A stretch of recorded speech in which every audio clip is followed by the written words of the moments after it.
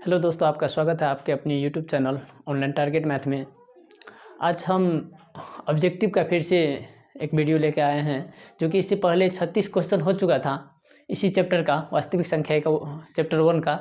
तो जो 10-12 क्वेश्चन बच गया था इसी का, जो VBA क्वेश्चन पूछने वाला एग्ज़ाम के लिए तो आज हम क्लियर करेंगे। उसके बाद अगले चैप्टर में चलेंगे अगले दिन बहुपद में। तो चलिए, 36 नंबर क्वेश्चन तक हो गया था और आज 37 नंबर क्वेश्चन से होगा। तो चलिए स्टार्ट करें। 37 नंबर क्वेश्चन है, दो धनात्मक पूर्णांक a और b दिए रहने पर ऐसी अद्वितीय पूर्णांक q तथा r विद्यमान हो कि a बराबर bq प्लस r हो तो r का मान होगा। a बराबर दिया हुआ है bq प्लस r, तो r का मान पूछ रहा है r का। तो चलिए r का मान देखते हैं क्या होगा। a क्या है इसमें, देखिए a है आपका भाज्य है, b क्या है भाजक है, q क्या है भागफल है और r क्या है शेषफल है। ठीक है, a बराबर bq प्लस r। भाज्य बराबर क्या होता है, भाजक गुना भागफल प्लस शेषफल। तो यही है a बराबर bq प्लस r। तो इसमें देखिए, यदि हम भाजक 3 लेते हैं और भाज्य भी 3 लेते हैं, एक एग्जाम्पल दे रहे हैं समझने के लिए आप लोगों के लिए।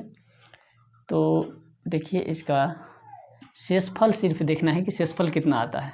शेषफल 0 आया। यदि हम 4 में भाग देते हैं 3 से तो शेषफल 1 आता है, शेषफल 1 आया। यहाँ 0 आया। यदि हम 3 से 5 में भाग देते हैं तो शेषफल 2 आता है, शेषफल यहाँ 2 आया। यदि हम 6 में भाग देते हैं, एक सपोज दैट मान लीजिए हम 6 में भाग देते हैं तो देख लीजिए 2 6, शेषफल आपका 0 आया। ठीक है, तो हम कहने का अर्थ था कि यदि b 3 है, b यही ना है भाजक b यदि 3 है तो r यानी कि r बराबर शेषफल कितना आया 0 1 2, इससे ज़्यादा तो नहीं, फिर 0 आया 0 आया 1 आया 2 आया, है ना। यानी कि b से क्या हुआ, छोटा हुआ। तो यही तो पूछ रहा है कि r का मान क्या हुआ। तो r का मान होगा r का मान क्या होगा, b से छोटा होगा तो b बड़ा हुआ, r से b बड़ा हुआ। ये जिधर घुमल है वो समझिए बड़ा है, तो r का मान हो गया b से छोटा। उसके बाद देखिए r का मान, r बराबर कितना आया, 0 भी आया 1 भी आया। तो r बराबर हम 0 भी लिख सकते हैं और r बराबर हम क्या लिख सकते हैं, r बराबर 0 से बड़ा भी लिख सकते हैं, 0 से बड़ा भी लिख सकते हैं r का मान, और r का मान 0 के बराबर भी लिख सकते हैं। तो हम यहाँ लिख सकते हैं 0 से बड़ा है r का मान और बराबर भी है, तो बराबर इस तरह से लगा देंगे। 0 से बड़ा हुआ, 0 से बड़ा हुआ r का मान और 0 के बराबर भी है, और r से बड़ा है b का मान। यही तो है, यही हमको ज्ञात करना था। तो ऑप्शन आप देख लीजिए, ऑप्शन आपका हो जाएगा, आपका ऑप्शन सी में है, तो आंसर आपका सी हो गया। चलिए अगले क्वेश्चन पे चलते हैं, समझ गए। यानी कि b का मान r से तो बड़ा है, तो r से बड़ा होगा b का मान, और r का मान 0 से बड़ा होगा, और 0 के बराबर भी तो हो सकता है, 0 के बराबर r का मान 0 भी तो है, तो 0 के बराबर भी होगा। तो इसे इसका मतलब है कि बराबर, और इसका मतलब है बड़ा। तो 0 के बराबर या 0 से बड़ा r का मान और r से बड़ा b का मान। चलिए क्वेश्चन नंबर 38 में चलते हैं। 38 नंबर क्वेश्चन में है, a बराबर इतना दिया हुआ है, b बराबर और c बराबर दिया हुआ है, और ABC का एलसीएम दिया हुआ है कि इतना है। तो हमको n का मान ज्ञात किया है। n जो है यहाँ n बराबर क्या होगा, n बराबर व्हाट है, n बराबर व्हाट है, n का मान पूछ रहा है। तो एलसीएम दिया हुआ है, तो हम कैसे n का मान ज्ञात करेंगे। तो यहाँ देखिए कि एलसीएम में होता है, एलसीएम बराबर, पहले सूत्र लिखिए क्या होता है। इससे पहले बताए थे एलसीएम का एक वीडियो भी बना हुआ है, एलसीएम एचसीएफ का, वहाँ पहचानने का तरीका और बनाने का तरीका हम बता चुके हैं, तो आप लोग जाके देख सकते हैं। तो एलसीएम बराबर होता है शामिल बड़ा घात और शेष सभी, शामिल बड़ा घात शेष सभी। तो देखिए इसमें पहले एलसीएम, हम भी एलसीएम ज्ञात कर लेते हैं, पता चल जाएगा। तो एलसीएम चलिए निकालिए इसका एलसीएम, एबीसी का एलसीएम। तो पहले शामिल, तो शामिल देखिए दो शामिल है, 2 लिखेंगे। 3 देखिए 3 भी शामिल है यहाँ और यहाँ, 2 में भी शामिल है, तो आप एलसीएम में ले सकते हैं।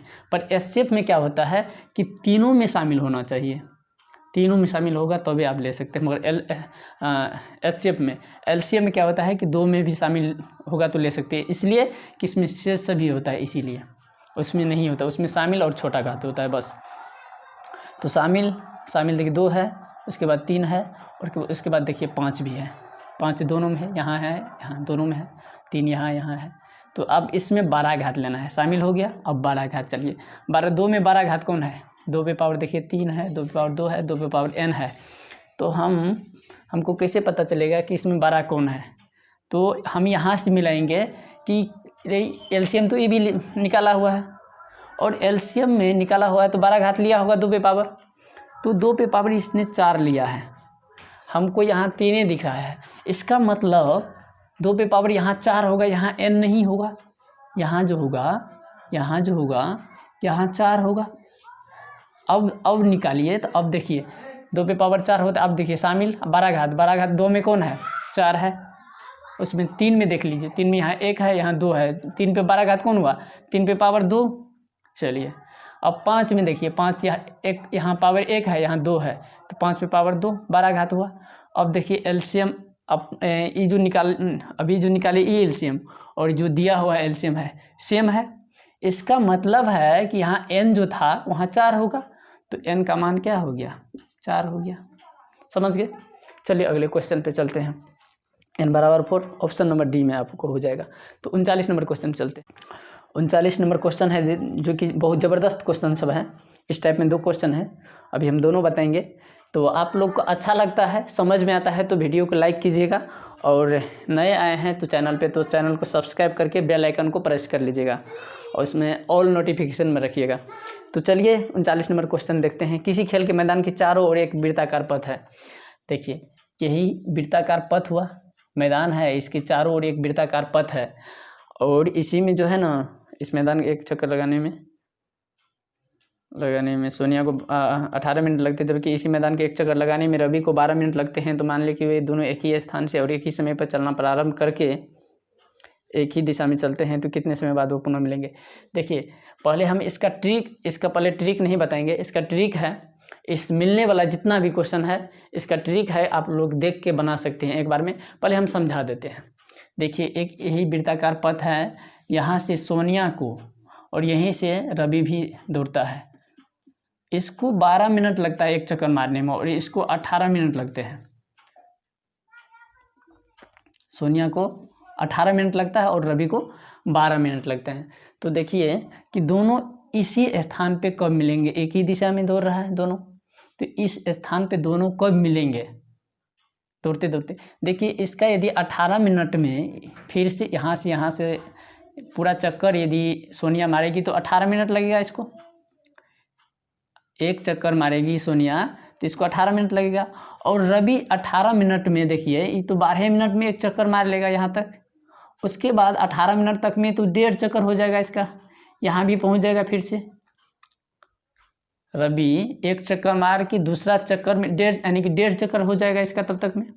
यदि इसका 1 चक्कर तो इसका 1.5 चक्कर, यदि इसका 2 चक्कर होगा तो इसका 3 चक्कर होगा। देख लीजिए आप 2 चक्कर में 18 दूना 36 मिनट इसको लगेगा, और इसका 3 चक्कर में 36 मिनट लगेगा। तो 36 मिनट बाद क्या होगा, ये दोनों एक ही स्थान पे मिलेंगे। ठीक है, तो आपका हो गया आंसर कि दोनों कब मिलेंगे, तो 36 मिनट बाद मिलेंगे। ठीक है, आंसर हो गया आपका 36 मिनट। अब देखिए हम ट्रिक से बताते हैं, मिलने वाला जितने भी क्वेश्चन है कब मिलेंगे, इतना टाइम में इतना दूरी पे मिल रहा है तो इस टाइप का क्वेश्चन होगा, और पुनः मिलने में लगा समय इस टाइप का क्वेश्चन हुआ तो हम क्या करेंगे, एलसीएम ज्ञात करेंगे। मिलने वाला जितना भी क्वेश्चन आया एग्जाम में तो आप सिर्फ कुछ भी नहीं देखना है, सिर्फ क्या करना है, एलसीएम ज्ञात करना है। 12 और 18 जैसे दिया हुआ है तो यहाँ एलसीएम ज्ञात कर लीजिए, एलसीएम आपका 36 हो जाएगा।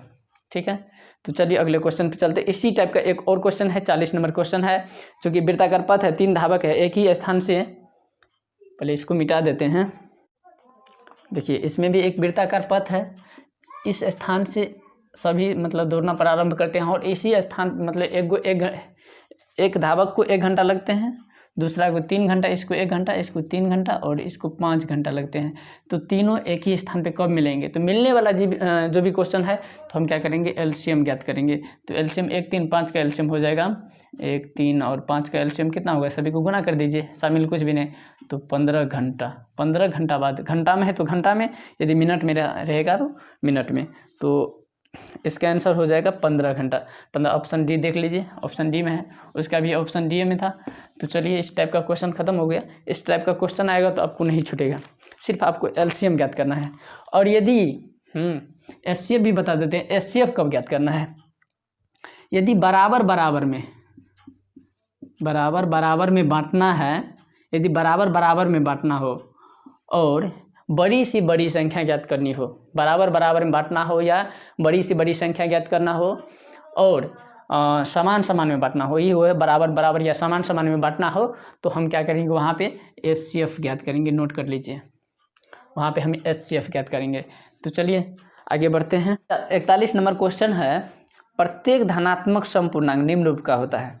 अच्छा देखिए, समपूर्णांक है, समपूर्णांक सम संख्या क्या होता है, 2 4 6 8 10 12, यही समपूर्णांक है, सम संख्या है। तो किस रूप का होता है, इसमें देखिए कि दो का गुणज होता है। सम संख्या क्या होता है, जो 2 से कटे कोई सम संख्या होता है, तो 2 का गुणज होता है। मान लेते संख्या कोई q है, तो इसमें 2 का गुणज होगा, q में लिया है तो 2q होगा, 2q। तो देख लीजिए ऑप्शन अपना, अब देख लीजिए 2q, ऑप्शन बी हो जाएगा आंसर, हो गया। 2 का गुणज होगा, इसी में यदि दे देगा कि विषम संख्या का गुणज, तो देखिए यही था, सॉरी यार मिटा दिए, 2 4 6 8, ठीक है। तो इसी में हम यदि एक को जोड़ देंगे, 2 + 1 जोड़ देंगे, 3 हो जाएगा, विषम हो जाएगा। 4 + 1 जोड़ देंगे, 5, विषम हो जाएगा। तो इसमें क्या होगा, 2q तो था ही, +1 हो जाएगा, या इसमें माइनस भी 1 कर दीजिए तो हो जाएगा सभी में। इसमें -1 कर दीजिए, 1 हो जाएगा, यहाँ -1 कर दीजिए, 3 हो जाएगा, 3 हो जाएगा, 1 3 क्या हुआ, विषम संख्या हुआ। तो इसमें 2q + 1 या 2q - 1 कुछ भी रहेगा तो हो जाएगा। ये विषम संख्या के लिए है और सम संख्या के लिए 2q होगा, तो ऑप्शन आपका बी है। ये विषम के लिए बता दिए, 2 ऑब्जेक्टिव इसी में हो गया। क्वेश्चन नंबर 42 में देखिए, यदि a और b 2 अभाज्य संख्या हो तो √a और √b + √b होगी। तो देखिए अभाज्य संख्या क्या है, जिसका गुणनखंड केवल 2 होता है और 1 और स्वयं होता है। उसके अलावा देखिए 2 होगा, 3 होगा, 5 भी होगा, 7 भी होगा, 11 होगा, 13 होगा, इसी तरह अंत तक। तो देखिए अभाज्य संख्या यही है। तो कोई 2 अभाज्य संख्या ले लीजिए, क्या a और b 2 अभाज्य संख्या हो, तो 2 अभाज्य संख्या हो, तो मान लेते हैं इसको a = 2 मान लेते हैं, b बराबर कुछ भी मान लीजिए, 7 भी मान सकते हैं आप, 7 ले, इसी में से कोई भी ले सकते हैं। तो √a + √b का मान पूछ रहा है। √a की जगह √a 2 ले लीजिए और √b की जगह √7 ले लीजिए। तो क्या होगा, देखिए ये क्या हो जाएगा, अपरिमेय संख्या हो जाएगा। √2 इसका कभी नहीं निकलेगा, रूट से वर्गमूल कभी निकलेगा, और √7 का इसका भी कभी नहीं निकलेगा, तो क्या होगा, अपरिमेय संख्या हो जाएगा। यदि सेम संख्या लेते हैं आप, सेम संख्या ले लेते हैं, यहाँ देखिए √2 ले लेते हैं, यहाँ भी √2 ले लेते हैं, तो क्या होगा, 2√2 होगा, 2√2 हो जाएगा।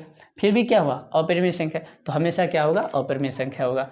इस यानी कि √a + √b जो होगा तो हमेशा अपरिमेय संख्या होगा।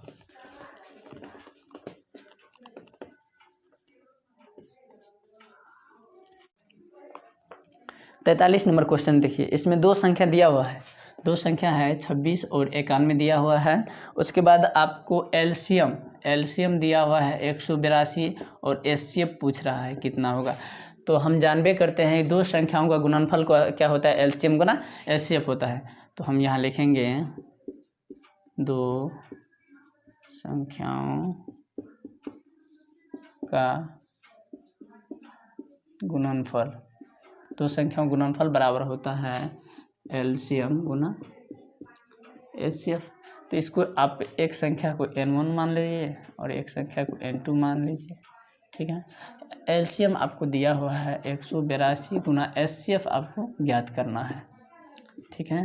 तो n1 कितना दिया हुआ है, n1 देखिए एक संख्या 26 है, एक संख्या 26 है, दूसरी संख्या कितना है 91 है, ठीक है। बराबर देखिए ये क्या है, यहाँ गुणाम है, एचसीएफ के साथ गुणाम है। हमको तो सिर्फ एचसीएफ ज्ञात करना है, तो सिर्फ बराबर की उस साइड क्या करेंगे, हम एचसीएफ को रखेंगे, एलसीएम को इस साइड भेज देंगे। तो इस साइड भेज दीजिए इसको, बटे में 182 आ गया, बराबर हो जाएगा एचसीएफ। अब एचसीएफ ज्ञात हो जाएगा, तो अब काटिए इसको, 13 से कटेगा, 13 5 हाँ 13 चौका 52, ठीक है। 13 7 91, 7 दूनी 14, 2 से काटिए 13। तो एचसीएफ इसका फाइनली आया, एचसीएफ आपका आया 13, ठीक है। ऑप्शन आप देख सकते हैं, ऑप्शन आपका हो गया ए, ठीक है। चलिए अगले क्वेश्चन पे चलते। 43 नंबर क्वेश्चन में जो था एलसीएम दो संख्या गुणनफल बराबर एलसीएम गुना एचसीएफ, तो दो सूत्र होता है, तो याद कर लीजिए आप लोग सूत्र। तो चलिए 44 नंबर क्वेश्चन में चलते हैं। निम्नलिखित परिमेय संख्याओं किसका दशमलव प्रसार अशांत आवर्ती होगा। तो देखिए ऑप्शन से आपको चुना, इस टाइप का क्वेश्चन आया तो क्या करेंगे, ऑप्शन से चुनेंगे। तो ए नंबर क्वेश्चन ऑप्शन है आपका 17/8। तो इसका हर में क्या होना चाहिए, इससे पहले हम बताए थे पहले वीडियो में कि इसका हर जो होता है, ये अंश हुआ ये हर हुआ, हर जो होता है 2 और 5 में रहना चाहिए, चाहे 2 में हो चाहे 5 में हो या 2 और 5 में हो तो शांत होगा। बाकी जो आएगा इसके अलावा कुछ भी आया तो अशांत होगा। तो देखिए 2 8 को क्या लिख सकते हैं हम, 2 पे पावर 3, तो क्या आया शांत हो गया। इसमें अशांत पूछ रहा है कि अशांत कौन है, बी ऑप्शन देख लीजिए 64 बटे है आपको 455, ठीक है। अब 455 का गुणनखंड तोड़िए तो 455 5 से लगेगा 9 5 45 51 7 से 13 7 91। देखिए इसका गुणनखंड आया 5 7 और 13, ठीक है। तो देखिए ये 2 5 में है, 2 5 में नहीं है, यहाँ 5 है, यहाँ 2 तो नहीं है, 2 5 में ही रहना चाहिए। 7 13 है, उसके अलावा आया तो क्या हो जाएगा, ये अशांत हो जाएगा, ये क्या होगा अशांत हो जाएगा। चलिए सी नंबर भी ऑप्शन देख लीजिए आप लोग, सी में क्या है, एक ही अशांत हो गया। यदि अशांत पूछ रहा है तो एक ही अशांत होगा इसमें। 23 बटे हैं 2 पे पावर 3 और 5 पे पावर 2, ये ना। देखिए 2 5 में आया तो शांत होगा। फिर डी नंबर भी आप चेक कर सकते हैं, 85 बटे 50 है। आप 50 को क्या लिख सकते हैं, 25 दूना 50, 25 को लिख सकते हैं 5 पे पावर 2 और 2। देखिए ये भी क्या 5 2 5 में आया तो ये भी शांत होगा, तो अशांत क्या हो गया, बी ऑप्शन आपका। 45 नंबर क्वेश्चन में चलिए, किसी प्राकृतिक संख्या n के लिए संख्या 6n अंश 0 पर समाप्त हो सकती है। देखिए 6 पे पावर n है और ये संख्या जो है n एक प्राकृतिक संख्या है। प्राकृतिक संख्या मतलब n का मान जो होगा ना 1 ले सकते हैं, 2 ले सकते हैं, 3 4 5 डैश डैश अनंत तक कुछ भी आप ले सकते हैं। तो ये संख्या क्या 0 पे समाप्त होगा। देखिए 6 पे पावर आप कुछ भी लीजिए फिर भी क्या आएगा, 6 ही आएगा इसका इकाई अंक, तो 0 तो समाप्त होगा नहीं। तो 6 पे कभी यदि n प्राकृतिक संख्या कुछ भी यदि n प्राकृतिक संख्या हो तो 6 कभी 0 पे समाप्त नहीं होगा, ये 6 पर ही समाप्त होगा। और यदि ये 2 5 में रहेगा, 2 और 5 में रहेगा तो ही वो 0 पे समाप्त हो सकता है। तो आपका ऑप्शन हो जाएगा नहीं, ये 0 पे समाप्त नहीं होगा। आप इस पे कुछ भी पावर रखिए ना, 6 पे पावर 1 रखिए 6 होगा, 6 पे पावर 2 रखिए 36 होगा, 6 पे पावर 3 रखिए कितना होगा 216 होगा। तो देखिए लास्ट डिजिट अंक क्या आया 6 आता है, 0 पे कब समाप्त होगा, नहीं होगा ये। यदि यहाँ 2 5 में यदि रहता 2 5 में तब ये समाप्त होता 0 पे। चलिए अगले क्वेश्चन पे बढ़ते हैं, अगले क्वेश्चन बढ़ते हैं। 46 नंबर क्वेश्चन है, 46 नंबर क्वेश्चन है, रूट ए बी अगर अपरिमेय संख्या हो तो रूट ए प्लस रूट बी कौन सी संख्या होगी। यानी कि कहने का अर्थ है कि रूट के अंदर जो है ए बी ये एक अपरिमेय संख्या है। इसका मतलब है कि कुछ भी मान रखिए जो कि अपरिमेय होना चाहिए। ए का मान लेते हैं हम 2 ले लेते हैं, बी का मान लेते हैं हम 3 ले लेते हैं। तो 2 गुनी 3 कितना होगा, √6 होगा। √6 क्या है, एक अपरिमेय संख्या है। तो बोल रहा है कि रूट में जो ए बी है वो अपरिमेय संख्या है, तो ठीक है अपरिमेय संख्या हो, पर इसी में हमको √a प्लस √b का मान बताना है कि क्या होगा। तो √a की जगह √2, a का मान 2 माने हैं, प्लस √b की जगह हम 3 माने हैं, 3 ले लीजिए। ये भी क्या होगा, एक अपरिमेय संख्या होगा। √2 प्लस √3 क्या होगा, अपरिमेय संख्या होगा। तो अब ऑप्शन आप चुन सकते हैं, ऑप्शन डी हो जाएगा। चलिए अब चलते हैं, कितना 46 हो गया। चलिए लास्ट क्वेश्चन पे चलते हैं। 625 एक अभाज्य गुणनखंड 5 का घात होगा, अभाज्य गुणनखंड में 5 का घात होगा। 625 में इस टाइप का क्वेश्चन पूछा जाता है और इम्पोर्टेंट है और थोड़ा इजली भी है। तो 625 में आप 5 का घात देखिए, तो 5 से काटिए इसको, कितना होगा 1 10 12 12 5 दूनी 10 125, सॉरी यहाँ 2 बच गया, 5 25, ठीक है 125। 5 से काटिए इसको, 5 दूनी 10, 2 बच गया, 5 25, फिर 5 से 5। देखिए 5 पे घात क्या, 5 कितना बार आया, 5 गुना 5 गुना 5 गुनी 5, यानी कि अभाज्य गुणनखंड यही हुआ, इसके इसी का गुणनखंड है। तो 5 कितना बार आया, 4 बार आया। तो 5 पे पावर आप हम क्या लिख सकते हैं, 4 लिख सकते हैं, 5 पे पावर 4 लिख सकते हैं। तो घात का मतलब यही होता है पावर, इस पे जितना पावर है वही घात होता है। 5 पे पावर यदि 10 होता तो घात इसका 10 होता। यहाँ आया 5 पे पावर 4, तो घात कितना होगा 4। तो आंसर आप देख लीजिए अपना, ऑप्शन डी में हो जाएगा। तो चलिए घात का मतलब, तो इस वीडियो में यहीं तक रहेंगे और अगले दिन होगा VVI क्वेश्चन इसका बहुपद का, उसके बाद फिर अगले दिन होगा बहुपद का ऑब्जेक्टिव। तो आप लोग देखिएगा और अच्छा लगता है तो चैनल को सब्सक्राइब कर लीजिएगा और बेल आइकन को दबा लीजिएगा।